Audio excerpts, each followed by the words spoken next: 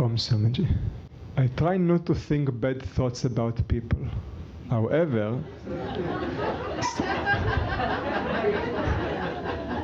sometimes people act in wrongful ways and provoke me to the point of no return. It's very poetic. Would you kindly give advice on how to deal with these sorts of people? This is one question. And then the person actually gives some details, people of racism, arrogance, inflated egos, etc. And then the next question is, any advice of how to cultivate compassion? One of the most important practices that we have is called ahimsa, not hurting others. And it's a very good practice. I highly recommend it. So we can hurt others by what we think, by what we say, and by what we do. So we should try not to hurt others.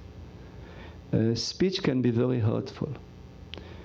Violent emotions can be very hurtful. So if we feel that a violent emotion is coming and we are not able to replace it with a positive emotion, we should just walk away. We should just, if we can walk away, we should walk away.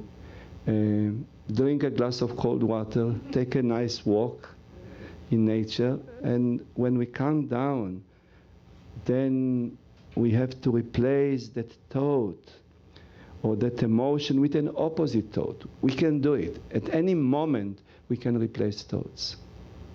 It's very easy to do it. So, but first of all, we should learn to refrain from hurting others. Even if we are right, doesn't matter. We may be right. There are methods to do the same thing without violence. Violence always, even if you are a kshatriya, even if you are a warrior, violence should be the last thing, not the first thing. In fact, in our system, ahimsa is called a universal vow. It's a universal vow. We should do anything in our capacity not to hurt others. Anything. And I'm not talking now about dramatic things. There are some very difficult situations. But I'm talking about this judgmental situation where we judge someone, and we may be right. I don't say that we are not right. We say, this person is so egotistic, this person is... And something comes from within us which may be hurtful. Then we should walk away. And Swami Shivananda always said, drink a glass of cold water and take a walk. Just walk. Here we have a beach. It's a nice beach. And beautiful water. You can take a dip in the ocean and it will calm you down. Then meditate. That person is not different from yourself. If you really meditate, you'll find that you are as selfish as that person. You are not less of a... There are very few people which are egoless. We are selfish.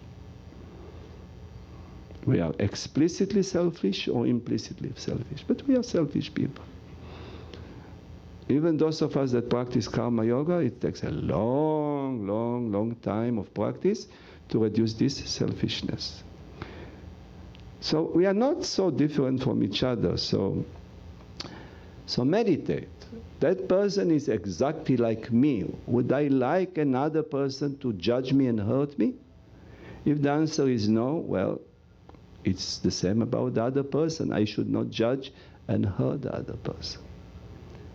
We need to meditate on it. Also, we need to meditate on the short-term consequences of getting angry and the long-term consequences of getting angry. Whom does our anger benefit? You see? People say, oh, you know, anger is good. Oh, yes, fire is also good. But depends what you do with it. Of course it's good. It all depends what you do with it. You see? So fire, you see, it's a beautiful flame at the altar, but If you have a fire that burns the whole thing, it's not as good, you see. So we need to meditate. We have to see the consequences. We have to see the consequences of patience versus the consequences of anger. See? Then we need to understand we have the capacity to change our thoughts. This power is there. Any person at any moment can change the thought. Any person. I can prove to any person that at any moment, any person can think about anything that that person chooses to think. It is not true that if a negative thought comes, I cannot change it to a positive thought. Any person can do it. It's just practice. So think differently. But it's important for us to meditate, even for 2 minutes. And then when we are calm and positive, then we can act. See? You want to say something to a person, don't say that to a person when you are angry. When you have that energy of hurting the other person, don't do it.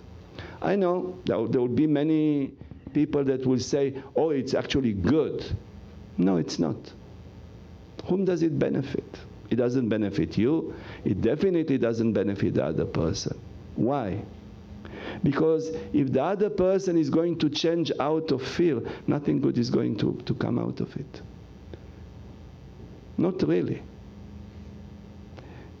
So, patience is much better than anger. Love is much better than hatred. Non-violence is much better than violence. This is what yoga is teaching. So this is a good practice. It's a very good practice.